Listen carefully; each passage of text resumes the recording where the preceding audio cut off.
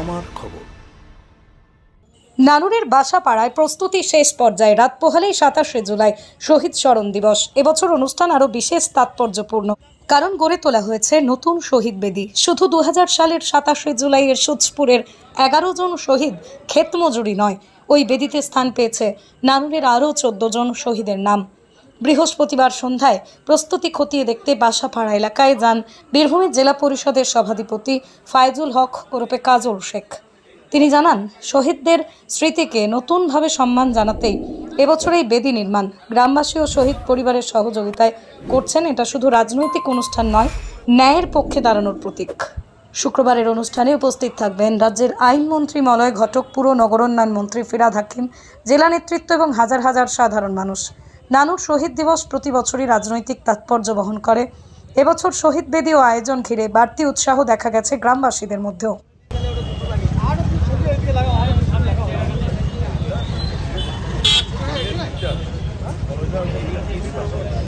আমাদের কাছে একটা বেদনাদায়ক দিন। ওই দিনটার কথা মনে পড়লে রক্ত টকবক করে ফুটে। আমরা দেখেছি 11 জন ক্ষেত মজুরকে কীভাবে তাদেরকে একের পর এক বাড়ি থেকে বের করে নিয়ে এসে নিষ্ঠুর নির্মমভাবে পৈশাচিকভাবে বামফ্রন্টে হাতমদরা হত্যা করেছিল। তাদের একটাই অপরাধ ছিল, তারা বাংলার পরিবর্তন চেয়েছিল। তাদের একটাই অপরাধ ছিল, মাননীয় মুখ্যমন্ত্রী মাননীয় মমতা বন্দ্যোপাধ্যায় তার হাতকে শক্ত করার জন্য তারা আমাদের তদানীন্তন বাংলার অগ্নিকন্যা তিনি যে প্রতিবাদ করেছিলেন বামফ্রন্টে হাতমাদ্রার বিরুদ্ধে, তারা বাংলার শাসন নামে যে শোষণ কায়েম করেছিল বাম শাসন আমলে, সেই প্রতিবাদে গর্জে উঠেছিল নানুরের সেই ক্ষেত মজুরদের নিষ্ঠুর নির্মমভাবে যারা হত্যা করেছিল। সেই ক্ষেত মজুরদের, সেই শহীদদের রক্তপিচ্ছিল পথ অতিক্রম করে আজ আমরা এই জায়গাতে উপস্থিত হয়েছি। এবং 2000 সালের 27 জুলাই পর থেকে মাননীয় মুখ্যমন্ত্রী মাননীয় মমতা বন্দ্যোপাধ্যায়ের নির্দেশে প্রত্যেক বছর ওই দিনটা আমরা পালন করে থাকি। আমরা যারা মামাটি মানুষের সৈনিক, মমতা বন্দ্যোপাধ্যায়ের সৈনিক আছি, স্বভাবতই আগামীকাল আমাদের কাছে সেই বেদনাদায়ক দিন আসছে। তাই সেই শহীদদের প্রতি শ্রদ্ধার্ঘ্য নিবেদন করার জন্য এবং ওই শহীদ পরিবারের যারা সদস্য আছেন তাদের প্রতি সমবেদনা জানানোর জন্য আমরা সকলে কাল উপস্থিত হব এই বাসাপাড়াতে।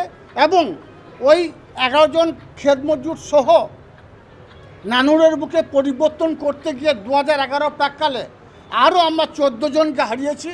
নানুরের বিভিন্ন প্রান্তে সেই হারমাদ বাহিনীর নেতারা, সেই হারমাদরা তাদের বিভিন্ন জায়গায় নিষ্ঠুর নির্মমভাবে হত্যা করেছিল। তাই তাদের প্রতি শ্রদ্ধা নিবেদন এখান থেকে করব। এবং বীরভূম জেলার বিভিন্ন প্রান্তে যারা মামাটি মানুষের সৈনিক আছে, যারা আমাদের নেতা কর্মী আছে, তারা সকলে আসবেন, শ্রদ্ধার্ঘ্য নিবেদন করবেন এবং শহীদ পরিবারের প্রতি সমবেদনা জানাবেন। এবং রাজ্যের মাননীয় মুখ্যমন্ত্রী মাননীয় মমতা বন্দ্যোপাধ্যায়ের নির্দেশে এবং আমাদের যুবরাজ অভিষেক বন্দ্যোপাধ্যায়ের নির্দেশে এখানে আমাদের আইনমন্ত্রী মাননীয় মলয় ঘটক মহাশয় আসবেন এবং পুর নগরমন্ত্রী ফিরহাদ হাকিম মহাশয় কালকে এখানে এসে উপস্থিত হবেন।